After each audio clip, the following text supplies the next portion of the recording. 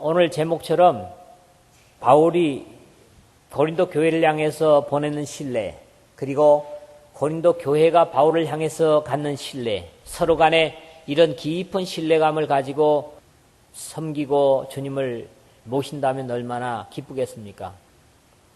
제가 각자 여러분들을 보면서 아무개는 내가 확실히 믿을만하다.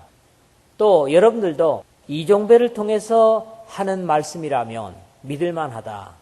이런 정도의 어떤 신뢰를 가질 수 있는 그런 모범을 오늘 우리가 이 말씀을 통해서 보게 됩니다. 베드로 사도의 고백처럼 그러므로 너희가 이제 여러 가지 시험으로 말미암아 잠깐 근심하게 되지 않을 수 없으나 오히려 크게 기뻐하는도다. 베드로전서 1장 6절의 말씀처럼 우리는 여러 가지 시험으로 또 여러 가지 어려움으로 근심하게 되지 않을 수 없습니다. 이 땅에서 우리가 사는 한은 근심을 늘 가지고 있습니다. 그러나 베드로 사도 뭐랍니까? 잠깐 근심하게 된다. 우리가 어떤 일을 시작하면서도 근심하게 됩니다. 그러나 그것은 잠깐이고 오히려 근심했던 것들이 반전이 돼서 하나님께 영광이 되고 기쁨이 됨으로써 베드로 사도의 고백처럼 오히려 크게 기뻐하는도다. 여러분들의 지금 가지고 있는 작은 근심들이 큰 기쁨으로 변할 수 있기를 주님의 이름으로 축원합니다. 또는 하나님의 기뻐하시는 근심을 우리가 믿음으로 산다면 할 수 있어야 할 것입니다. 서로에게 갖는 신뢰감에 다른 사람을 참여시킬 수 있다면 처음에는 어렵더라도 나중에는 분명히 큰 기쁨이 있을 것입니다. 이것이 사실은 신앙이거든요. 우리가 같은 신뢰와 믿음을 하나님 앞에 드리면서 그 고백에 더 많은 다른 사람들을, 외부 사람들을 참여시키는 게 전도고 또 이 단체가 교회입니다. 그런 입장에서 서로가 신뢰를 가져야 다른 사람을 소개할 수 있고 다른 사람을 또 끌어들일 수가 있는 거지요. 그런데 신뢰라든가 확신이 없으면 그런 일은 불가능한 겁니다.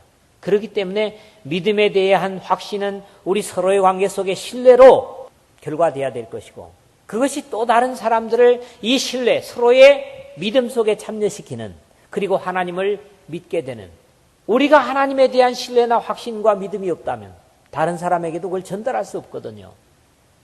그리고 그것은 나와 하나님과의 개인적인 관계이면서 또 우리 모두의 관계가 돼야 됩니다. 누구를 지명하든지 그 사람은 신뢰할 만하다. 그 사람은 믿을 만하다. 적어도 나를 나쁘게 얘기하지 않을 것이다. 이런 어떤 확신이 있어야 되겠다는 거지요. 오늘도 이 말씀을 세 부분으로 생각합니다. 첫 번째로는 10절, 11절인데 아마 10절의 말씀을 우리는 많은 제목으로 삼고 또 상고하기도 하지요. 10절의 말씀, 하나님의 뜻대로 하는 근심, 그리고 그 하나님의 뜻대로 하는 근심이 우리의 삶을 얼마나 놀랍게 변화시키는가 그런 것들을 보게 되기 때문에 첫 번째 제목을 얼마나 그랬어요. 우리 모두가 하나님의 뜻대로 근심할 수 있다면 하나님의 구원의 역사만을 위해서 고민할 수 있다면 우리가 얼마나 좋겠습니까? 하나님의 거룩한 일을 위해서 고통할 수 있다면 그것보다 더 귀한 게 있겠습니까? 그런데 믿음의 사람들로 우리가 산다고 하면서도 짐짓 그렇게 하나님의 뜻대로 하는 근심을 갖지 못하고 세상과 육신에 따른 근심에 휘말릴 때가 더 많습니다. 하나님의 뜻대로 근심할 수 있다면 그렇게 우리 각자의 영성이 변할 수만 있다면 그것은 하나님의 뜻에 합한 사람이나 가능할 것이다. 아닙니다. 모두가 다 하나님의 뜻대로 근심하는 사람이 돼야 됩니다. 그 특별한 사람만 하나님의 뜻대로 근심하는 사람이 되어서는 안 되겠죠. 그렇습니다. 오늘 10절 11절에 보니까 그렇습니다. 하나님의 뜻대로 하는 근심은 후회할 것이 없는 구원에 이르게 하는 회개를 이루는 것이요 세상 근심은 사망을 이루는 것이니라. 보라, 하나님의 뜻대로 하게 된 이 근심이 너희로 얼마나 간절하게 하며 얼마나 변증하게 하며 얼마나 분하게 하며 얼마나 두렵게 하며 얼마나 사모하게 하며 얼마나 열심 있게 하며 얼마나 벌하게 하였는가. 여기 적어도 얼마나를 7번을 반복합니다. 근데 여기 첫 번째 얼마나라는 말하고 그 다음부터 두 번째, 7번째 얼마나라는 우리말의 번역은 그 단어가 다른 말씀입니다. 처음에 얼마나라는 말은 포소스 그런 말입니다. 많은, 큰 또는 무엇 이런 의미를 가집니다. 두 번째로는 얼마라고 하는 말은 7번째까지 갑니다마는 알라라는 히라보인데 그리고 그러나 그럼에도 불구하고 사실 정말 이런 말이에요. 왜 이런 용어를 썼겠어요? 바울이 고린도 교회를 자기 헌신을 하면서 세웠습니다. 그리고 그들에게 복음을 전하고 교회가 자리 잡게 됐고 많은 사람들이 구원에 참여하게 됐습니다. 그럼에도 불구하고 그들에게 거짓 교사가 들어가게 되면서 결국 바울에 대한 신뢰를 잃어버리고 그 거짓 교사들의 말을 듣고 바울을 대적하는 데까지 이르게 됩니다. 그럼에도 불구하고 안타까움으로 바울이 고린도 교회를 방문했을 때 그런 상황이었었고요. 그것 때문에 마게도냐에서 디도에게 편지를 써서 보내가지고 편지를 전달했을 때 그 사람들이 바울의 편지를 받으면서 그 상황을 마음을 바꿔서 회개하고 하나님이 기뻐하시는 그런 처음의 모습으로 회복되는 그런 것을 보고 바울은 지금 이런 사실들을 말씀하고 있기 때문에 두 번째 6번이나 말씀하고 있는 그러나 그럼에도 불구하고 너희들이 이렇게 되었다. 이런 것이 호소력이 있는 것이죠. 첫 번째 얼마나라고 하는 것이 뭐였습니까? 얼마나라고 하는 것은 간절하게 했는가. 우리가 신앙이 이렇게 뜨뜻미지근해 가지고 있다가 그러다가 다른 유혹에 붙잡혀 가지고 하나님에 대한 뜨거운 열정을 잃어버린 그런 상황에 있다가 그것이 회개돼 가지고 더욱더 간절하게 됐다면 이보다 더 우리가 바랄 것은 없을 겁니다. 아마 여러분 모두가 저를 비롯해서 우리 함께 신앙하는 모든 사람들이 이렇게 얼마나 간절한, 그러니까 여기서 얼마나라고 하는 건 뭐겠어요? 놀라운 그런 겁니다. 놀라운 간절함을 갖는, 이게 정말 하나님께서 우리를 향해서 바라시는 것이고 저도 여러분을 향해서 바라는 것이고 여러분 서로가 다 바라는 거 아니겠습니까? 그렇죠? 그 다음에 두 번째로 얼마나는 뭐였습니까? 변증하게 하며 바울에 대해서 대적하고 잠깐이나마 거짓 교사들 편에 서가지고 바울을 대적했던 그 사람들이 이제는 그래 바울만큼한 사람이 없어. 그렇게 해서 바울의 어떤 전했던 복음을 변증하게 되는, 그 다음에 바울을 대적했던 사람들을 향해서 분하게 여기는, 자신에 대해서 분하게 여기는, 내가 어찌 그럴 수 있었을까? 우리는 그럴 수 있거든요. 내가 왜 그랬을까? 그래서 자신의 잘못됨에 대해서 분감을 갖고 또 하나님의 진리에 대해서 대적하는 사람들에 대해서 분감을 갖는, 그래서 얼마나 분하게 하며 그 다음에 그래 말씀을 가진 바울은 사실 하나님으로부터 보냄을 받은 사람이다. 그래서 바울을 다시 두려워하게 하는, 그리고 바울을 통해서 증거된 예수 그리스도를 경외하게 되는, 이게 또 얼마나 두렵게 하는 것이죠. 그 다음에 얼마나 사모하게 하며 내가 오해로 인해서 미워했던 바울을, 예수 그리스도를 더욱더 열심히 사모하게 되는, 그러니까 이게 얼마나 좋은 것이냐 하는 거지요. 이제 회의적이고 부정적인 생각 때문에 열심을 잃었던 사람들이 바울의 보낸 편지를 읽고 자신들의 삶을 회개함으로써 얼마나 큰 열심으로 회복하고 바울을 대적하고 그에게 모함을 했던 사람들을 얼마나 크게 벌하게 하는, 이런 것들이 결국 바울로 하여금 감동하게 했고 고린도 교회의 회개를 인해서 하나님 앞에 찬양을 드리게 될 수밖에 없었던 거지요. 그래서 그들은 결국 이 11절 하반절에 보는 대로 최종적인 저들의 믿음이 너희가 그 일에 대하여 일체 너희 자신의 깨끗함을 나타내었느니라. 이렇게만 결과가 된다면, 이렇게 뒤집힐 수만 있다면 상황이 어떻게 됐던 그것이 얼마나 감사하겠는가 하는 겁니다. 우리의 신앙이 하나님을 향해서 얼마나 간절하고 애절하고 열심히 있고 사모하고 하나님을 경외하고 이런 모습으로 바뀔 수 있다면, 그리고 하나님의 진리를 대적했던 자기 자신, 진리를 몰라서 그것을 가볍게 여겼던 자기 자신에 대해서 분갑을 갖고 통탄해하고 탄식할 수 있는 이런 애절함은 우리에게 주님 앞에 갈 때까지 필요한 것이 아니겠는가. 모든 신앙인들과 교회가 이런 결론에만 이를 수 있다면 어떤 아픔이 아픔으로 끝나겠습니까? 가정도 마찬가지고요. 여러분 모두가 다 이런 얼마나 정말 하나님을 경외하고 사랑하고 열심히 있고 충성하는 그런 모두가 되시기를 주님의 이름으로 축원합니다. 두 번째로는 12절, 13절 두 절인데요. 근심 뒤에 찾은 기쁨을 고백하고 있는 것을 봅니다.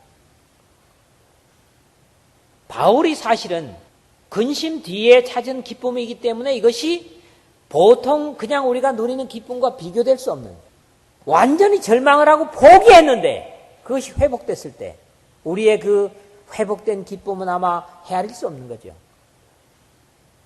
바울 사도의 책망의 메시지는 자신이 진실함을 하나님 앞에서 저들에게 나타나기를 바라는 것뿐이었습니다.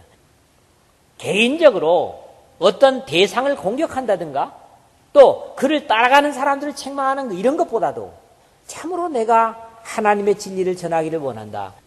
그리고 너희들이 하나님의 진리에 살기를 원한다. 이것만을 바라는 그런 애절함이 이 편지 속에 묻어 있었기 때문에 이런 진실함이 고린도 교회에 통할 수 있었던 것이죠.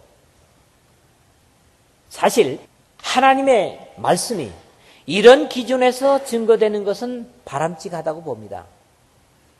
어떤 경우에 개인의 한 잘못을 두고 이 강대상에서 그냥 그 사람을 공격하고 한다면 그건 참 사실 졸렬한 겁니다. 근데 옳지 않다고 봅니다. 불의를 행한 자에 대한 공격보다도 거기에 휩쓸려 당하고 동조한 사람들이기보다는 주님 앞에서 진실함과 사랑을 가지고 호소하는 것, 이게 사실 뭡니까? 하나님의 진실된 종의 자세일 것입니다.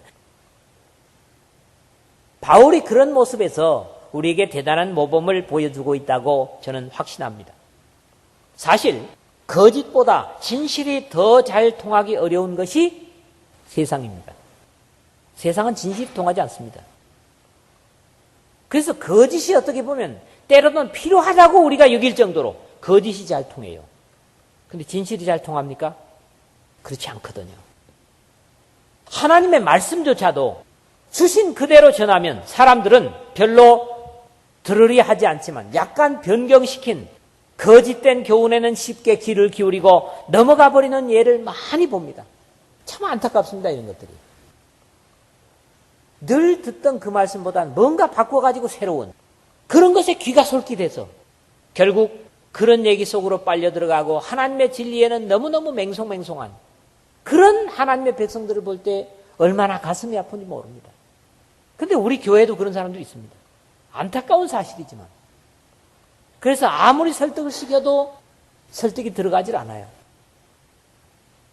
그러나 사실 진리를 버리고 거짓을 선택한다면 그것은 우리의 영혼을 잃는 것이기 때문에 대단히 심각한 것임에도 사람들은 거짓을 진리보다 더 쉽게 수긍해 버린다는 사실입니다. 왜 그렇습니까? 거짓이 더 잘 통하는 세상에 살기 때문에. 그 세상의 관습이 신앙 속에서도 역할을 하는 겁니다. 참 안타까운 일이지만 그렇습니다. 예수께서 성경에도 그런 예를 보는데 베세다의 언덕에서 기적의 떡을 가지고 남자만 5,000명을 먹이고 그 기적의 떡을 먹인 것을 가르쳐 가지고 나는 너희들의 먹어야 될 생명의 떡이다. 내 피는 너희들이 마셔야 될 생명의 음료다. 이렇게 말씀을 전했더니 이게 지금 요한복음 6장의 말씀이거든요. 60절에 가서 보면 제자 중 여럿이 듣고 말하되 이 말씀은 어렵도다. 누가 들을 수 있느냐? 이렇게 예수님의 말씀 앞에 핀찬합니다. 그리고 마침내 66절에 가서 보니까 그때부터 그 제자 중에서 많은 사람이 떠나가고 다시 그와 함께 다니지 아니하더라. 66절에 그랬다고요. 적어도 남자만 장정만 5,000명이 함께 기적의 떡을 먹었어요. 그와 더불어 여자들이라든가 어린아이들을 포함한다면 얼마나 많은 수겠어요. 그런데 이 말씀은 떡은 얻어먹어서 배가 부른데 이 말씀 너무 어렵다. 다 떠난 거예요. 그래서 예수님께서 마지막에 심각한 표정을 하셨겠죠? 예수께서 12제자에게 이르시되 너희도 갈래? 너희도 가려느냐? 67절에 그러신다고요. 수만 명입니다. 그 사람들이 말씀을 듣고 기적의 떡을 먹었음에도 불구하고 떠납니다. 그럴 때 예수님께서 너희도 가겠느냐? 그러니까 시몬 베드로가 뭐랍니까? 주여 영생의 말씀이 주께 있사오니 우리가 누구에게로 가오리까? 68절에 예수님께서 그래서 어떻게 보면 그 말씀을 만족해 하시고 위로를 받습니다. 그렇습니다. 수천 명이 떠날 수도 있습니다. 그리고 이 마지막 시대에 우리는 많은 유혹들을 봅니다. 건전한 신앙을 유혹하는 많은 유혹들을 봅니다. 그리고 그것이 먼데 이야기 아니라 우리 교회 안의 문제입니다. 그렇기 때문에 거기에 휩쓸리고 잘못된 것에 가면서도 그게 더 옳은 것처럼 그렇게 착각을 하는 이런 안타까운 사실들에 대해서 우리는 바울 사도의 이 귀한 말씀을 교훈으로 삼아야 될 것입니다. 13절에 이로 말미암아 우리가 위로를 받았고 우리가 받은 위로 위에 디도의 기쁨으로 우리가 더욱 많이 기뻐하면 그의 마음이 너희 무리로 말미암아 안심함을 얻었습니다. 지금 고린도 교회가 말할 수 없는 혼란과 무질서 속에서 하나님의 진리를 잊어버리고 표류하는 가운데 있다. 그런데 디도를 향해서 너가 내 편지를 가지고 그들이 가야 되겠다. 그래서 디도가 마음이 어떻겠어요? 사실 두려웠을 겁니다. 그렇지 않겠어요? 바울이 일했던 장소 거기에 가서 내가 뭘 하겠는가. 그러나 디도도 바울과 같은 심정과 믿음을 가지고 담대함으로 그 편지를 가지고 갔을 때 오히려 디도를 바울처럼 환영하고 그를 기뻐하는 그런 모습을 보면서 디도는 어떻게 했다고요? 안심함을 얻었다는 거예요. 그 안심이 얼마나 큰 기쁨이겠습니까? 하나님의 종은 말씀을 듣고 삶을 고치는 사람들을 보는 것보다 행복한 것은 없습니다. 진실된 하나님의 종이라면 그럴 겁니다. 바울과 디도는 잘못된 교사들과 함께 오해하고 곡해하던 고린도 교회가 진리로 돌아선 것을 보고 감격을 숨길 수가 없었던 것이죠. 이렇게 근심 뒤에 회복한 기쁨은 마치 여름에 더운 타작마당에 냉수한 그릇처럼 주님의 일꾼들을 행복하게 만들고 하나님께 영광이 됨을 보는 것입니다. 그렇습니다. 하나님의 진리로 한 사람이 돌이켰다. 이것은 교회의 큰 기쁨이고 또 하나님의 진리를 전하는 종의 기쁨일 것입니다. 여러분, 현실의 속에서 혼란을 겪습니까? 하나님의 말씀의 진리에 대한 확신, 그리고 그것을 적어도 머리에 남기지 않고 우리의 삶 속에 실천하려고 하는 그런 의지와 고백으로 서로를 격려하고 위로하면서 하나님께 영광을 돌리는 믿음의 삶이 되시기를 주님의 이름으로 축원합니다. 세 번째, 14절에서 16절입니다. 이 바울은 8장에서부터 연보를 얘기합니다. 8장, 9장 보면 우리가 어떤 환경에서 어떤 조건에서 연보를 하고 얼만큼 연보를 해야 될 것인가 이런 것들이 주종입니다. 그러나 그 전에 바울은 고린도 교회에 대한 큰 확신과 믿음의 고백, 기쁨을 말하고 있는 것을 봅니다. 그러므로 고린도 교회를 믿었던 것이 결국 뭐예요? 우리 세상 속담 어때요? 믿는 도끼에 발등 찍힌다 이런 말이 있어요. 이것은 사실 우리 신앙 속에서는 아주 안 좋은 속담입니다. 저는 그래서 그 속담을 쓰지 않습니다. 또 쓰지 말라고 그래요. 예, 세상은 그게 맞아요. 세상에 저 사람이 저럴 수 있는가? 그런데 믿음 속에서 그래서야 되겠습니까? 왜? 믿음이라고 하는 것을 전제로 가지고 사는 우리의 관계 속에서 그런 일이 있어야 되겠느냐는 거죠. 그렇기 때문에 저는 믿었다가 손해라는 건 뭐냐? 그래요. 우리의 믿음이, 자신의 믿음이 기준이 되어 있지 못하고 준비되어 있지 못하면 사실 발등을 찍히는 거나 마찬가지입니다. 그러나 바울과 디도처럼 하나님의 심령을 가지고 있다면 믿었다가 손해나는 건 뭐다? 물질이다. 그리고 소금을 받은 고린도 교회도 그렇지만 속임을 받은 우리 자신들보다도 불쌍한 건 속이는 사람들이에요. 속이는 사람들입니다. 그들은 소망이 없는 사람들이에요. 하나님으로부터 먼 사람들입니다. 그렇기 때문에 사실은 진리에 있는 사람, 속이는 사람들은 불쌍한 사람들이에요. 바울 사도는 고린도 교회 디도에 편지를 들려보내면서 이런 투입니다. 참으로 고린도 교회는 좋은 교회이기 때문에 내 편지를 읽는다면 진리로 돌이키게 될 정도로 훌륭한 성도들이다. 디도에게 이렇게 일단은 확신을 줬고 큰 소리를 쳤다고요. 그런데 사실적으로 고린도 교회는 디도를 통한 바울의 안타까운 눈물의 편지를 받고 거짓에서 돌이키는 모습을 보였던 것 같습니다. 내가 그에게 너희를 위하여 자랑한 것이 있더라도 부끄럽지 아니하니 우리가 너희에게 이런 말이 다 참된 것 같이 디도 앞에서 우리가 자랑한 것도 참되게 되었도다. 14절에 그렇게 말씀을 하고 있거든요. 우리가 어떤 사람들을 또는 교회를 어떤 교회나 사람이 아니라 우리 교회와 우리 교우들을 자랑했는데 그 사람이 만일 와보고 그렇지 못하다면 모두가 실망을 금할 수 없을 겁니다. 말씀대로 하는 교회이기 때문에 우리 교회는 이런 좋은 교회다. 그랬는데 와서 보니까 말씀대로 하는 교회가 왜 이래? 이렇게 실망을 끼친다면 우리가 안 되겠다는 거죠. 대한민국에서 그래도 진리대로 따라 하려고 하는 교회, 애쓰는 교회 중에 하나다. 우리가 이상 또는 비전뿐만 아니라 우리의 삶이 그래야 되지 않겠습니까? 정작 그 사람이 와서 봤을 때 사실이라면 서로에게 엄청난 기쁨과 감격이 될 것이지만 만약에 그렇지 못하다면 부끄러움이 될 것은 뻔한 이치입니다.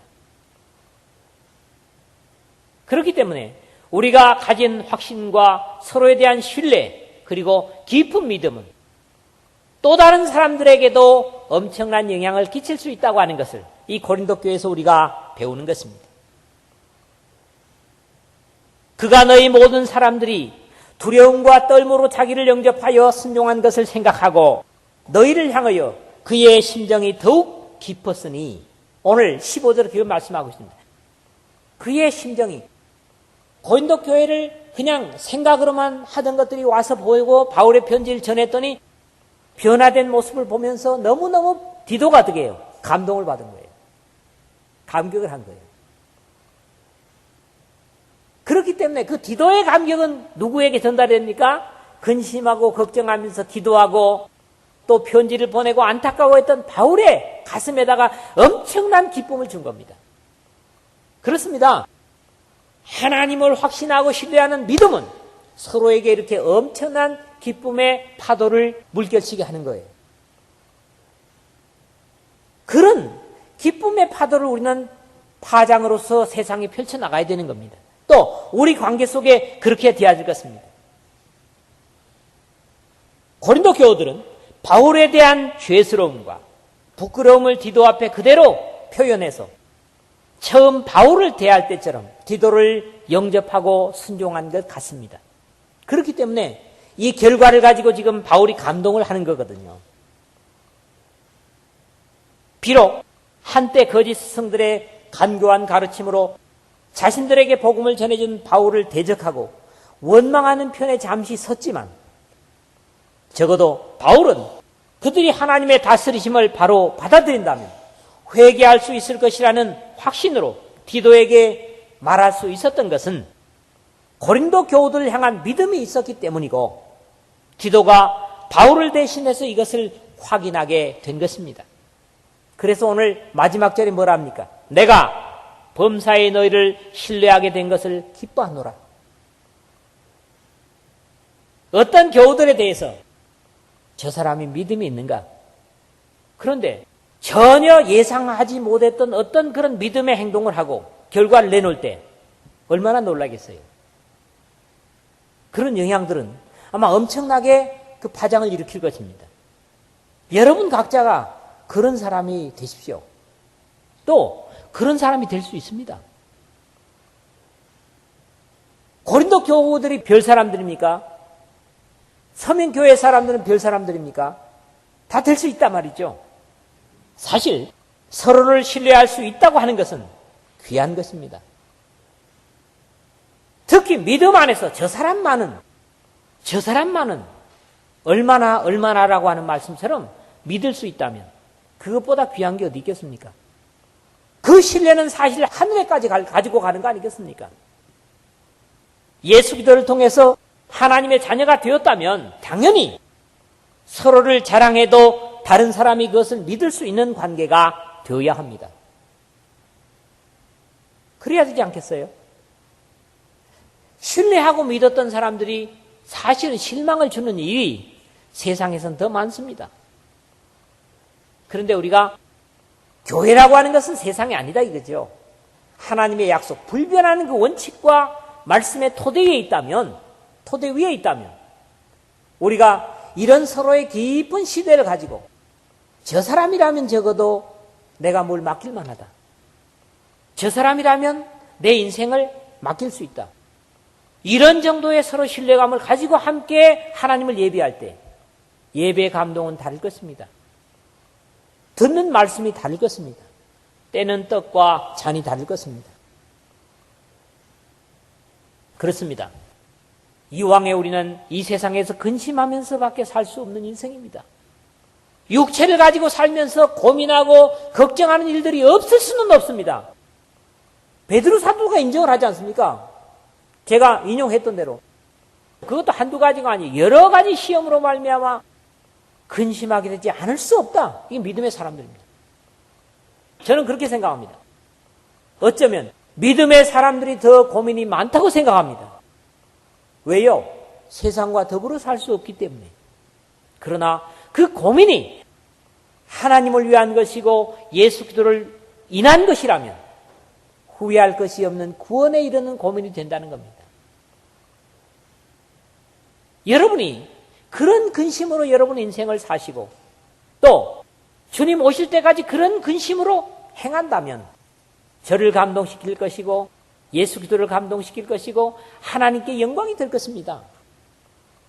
그래서 얼마나 좋아진 모습으로 우리의 삶이 날마다 하나님 앞에 바뀌어가는, 그리고 걱정했고 안타까워했지만 그것이 결과적으로 큰 기쁨을 이루고 서로가 서로 간에 큰 신뢰와 확신을 보내고 가질 수 있는 그런 함께 하나님의 말씀을 먹고 나누고 신앙하는 저와 여러분의 관계가 되시기를 주님의 이름으로 간절히 부탁을 드립니다.